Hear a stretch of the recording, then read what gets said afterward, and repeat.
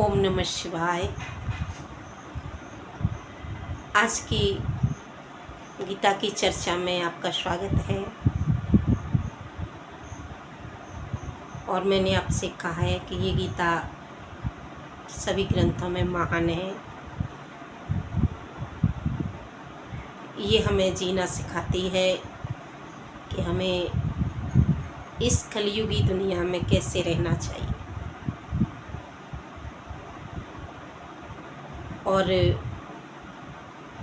उन सभी माँओं से प्रार्थना है मेरी कि जहाँ तक मेरी ये वाणी जाए तो मैं उनसे यही कहना चाहती हूँ कि बहनों और भाइयों, वैसे तो भाइयों को भी भाई अब संभलने की ज़रूरत है, और बहनों को तो इसलिए ज़्यादा संभलना चाहिए कि बहनें घर का संचालन करती हैं। जिस घर की माँ इन सभी शस्त्रों से, शास्त्रों के ये शस्त्र हैं, इनसे अगर सुसज्जित होगी तो वो अपने घर को अच्छी तरह से चला पाएगी। और आप देखेंगी कि परमात्मा ने देवियों के हाथ में सारे शस्त्र दर्शाए। माँ के हाथ में आपने देखा होगा जहाँ भाला, तलवार और त्रिशूल होता है, वहाँ एक पोथी भी होती है माँ के हाथ में ज्ञान की। तो माँ सभी दुष्टों पे यानी विजय प्राप्त कर लेती है। इसीलिए कर पाती है कि उसके पास सब कुछ भरपूर है।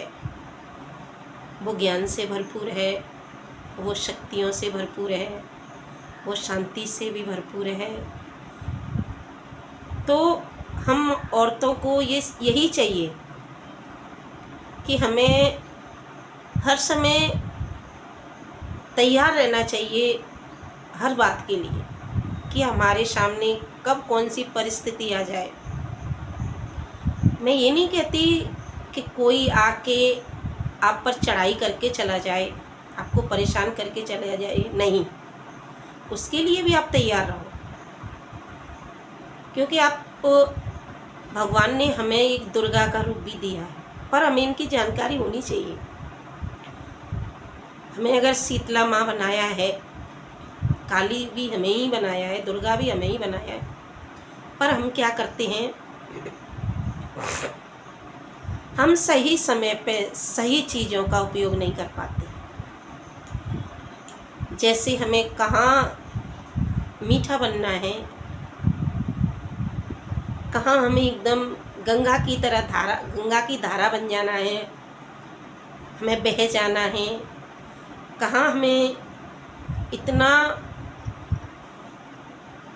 कठोर बन जाना है, कहाँ हमें इतना दिव्य बन जाना है, ये सब चीज़ों की जानकारी हमें होना चाहिए। ऐसा नहीं कि जब हमें कहीं नभना है और हम वहाँ उथल पुथल मचा रहे हैं, हम वहाँ ज़बरदस्ती का संग्राम छेड़ रहे हैं सिर्फ अपनी शान बढ़ाने के लिए। ये सब सही नहीं है। तो ये सब कब होता है, जब हमें किसी चीज़ की समझ नहीं होती। और हमें जब समझ नहीं होती है तो हम अपने बच्चों को भी वो संस्कार, वो गुण नहीं दे पाते हैं जिनकी ज़रूरत हमारे बच्चों को है। क्योंकि हम बच्चों को वही दे पाएंगे जो हमारे पास है। और अब जो ज़िंदगी हम जी रहे हैं या जीते चले आए हैं, हमारी माएँ और हमारा समाज जिन बातों को जी के चला गया है, उन बातों से हमारा गुजारा नहीं हो रहा। क्योंकि उन बातों पे जो हमारे बुजुर्ग लोग थे, इन बातों पे जी के चले गए, तो इन बातों पे हमारे आज के बच्चे अमल नहीं कर रहे हैं। क्यों अमल नहीं कर रहे हैं? क्योंकि अगर वो अमल करते तो हमारे वातावरण, हमारे आसपास का जो वातावरण है बिल्कुल ही खराब हो गया है। हमारे खुद के ही बच्चे घर में भले ही वो हमारे सामने अच्छे बनने का नाटक करें, पर अगर उसे सही समझ नहीं है तो बाहर वो उतनी ही दुर्गति फैलाता है।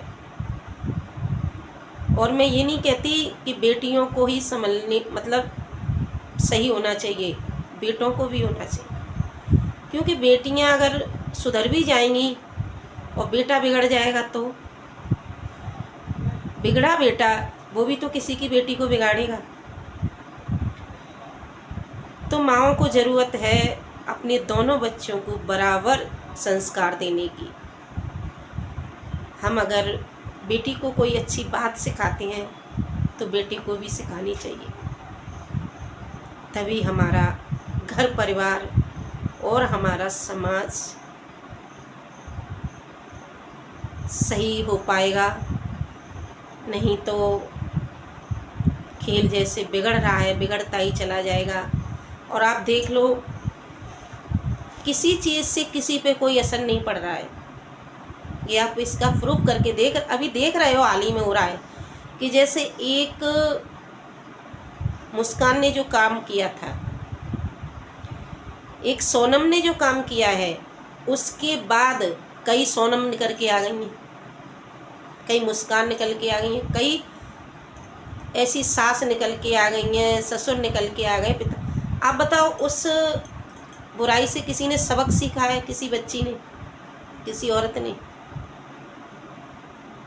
और देख लो आप, कितना खेल बिगड़ता चला जा रहा है।